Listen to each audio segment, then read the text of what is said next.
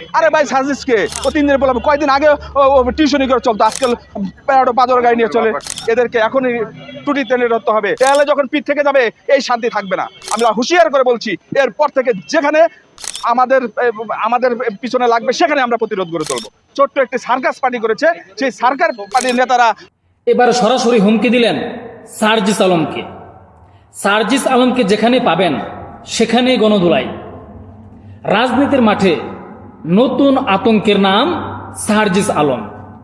বাংলাদেশের রাজনীতিতে হঠাৎ করে এক নাম চলে আসলো, যে সার্জিস আলম। এখন কিন্তু যেখানে বক্তব্য, মিটিং, মিছিল, আন্দোলন, প্রত্যেক জায়গাতে সার্জিস আলমকে দেখা যায়।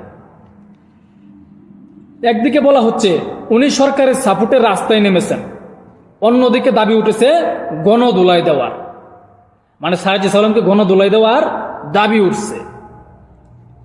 কি এমন করলেন সার্জিস আলম? কেন তাকে যেখানে পাবেন সেখানেই গণধোলাইয়ের হুমকি দেওয়া হচ্ছে? আপনারা কি মনে করেন? কমেন্টে জানাবেন। আর যদি মনে করেন ভিডিওটি গুরুত্বপূর্ণ, তাহলে সর্বোচ্চ শেয়ার করবেন। সম্প্রতি সার্জিসের কিছু বক্তব্য ভাইরাল হয়েছে, যেখানে স্পষ্টভাবে তিনি ছাত্রদল ও বিএনপিকে আক্রমণ করে কথা বলেছেন। এই বক্তব্যকে ঘিরে খুবই ফুঁসছে বিরোধী কর্মীরা। মানে সার্জিস যে বক্তব্য দিছে, এই বক্তব্যে তারা মানে আক্রমণাত্মক হয়েছে, রাগান্বিত হয়েছে।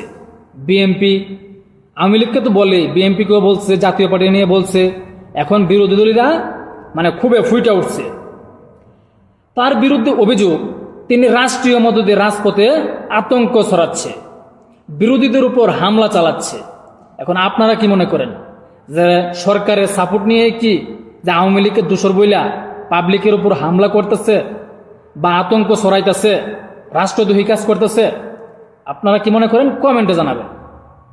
এখন প্রশ্ন, সার্জিস আলম কি নতুন হারুন, নাকি হাইব্রিড রাজনীতির আরেক গডফাদার? রাজনীতিতে এভাবে কারো নাম প্রকাশ্যে গণধোলাই ডেকে আনা, এটা কি গণতন্ত্রের ভাষা? আপনারা কি মনে করেন, এটা কি গণতন্ত্রের ভাষা? কমেন্টে জানাবেন।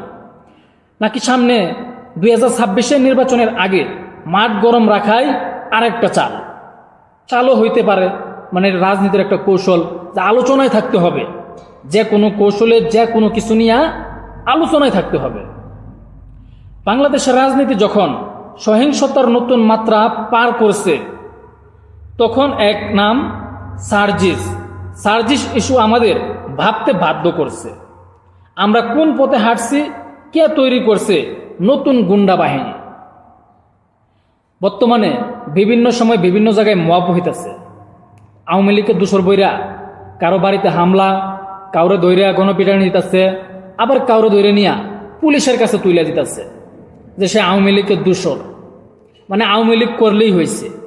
আওয়ামী লীগের মধ্যে তো ভালো লোকও আছে, কোনো পদ পদবি নাই, রাজনীতির সাথে জড়িত না, কিন্তু সে আওয়ামী লীগ সাপোর্ট করত, তাই বিদে কি সে আওয়ামী লীগের দোসর? এভাবে মানুষের উপর আক্রমণ করা হইতেছে। এখন আপনারা কি মনে করেন যে এই এনসিপি কি গুন্ডা বাহিনী, যে গুন্ডা বাহিনী তৈরি করিয়া আতঙ্ক সৃষ্টি করতেছে এবং পাশাপাশি তিনি জনগণকে মানে আতঙ্কে রেখে রাজনীতির মাঠ গরম রাখতেছে? বক্তব্যে কিন্তু এটাই প্রকাশ পাইছে। এখন এই গুন্ডা বাহিনী তৈরি করছে কে? এনসিপি? আপনারা কি মনে করেন? কমেন্টে জানাবেন। তবে দেখা যাক সরকারি মদতে নাকি তারা নিজের সাহসে এই গুন্ডা বাহিনী কতদূর এগোতে পারে। অপেক্ষায় থাকুন পরবর্তী আপডেটের জন্য। আসসালামু আলাইকুম।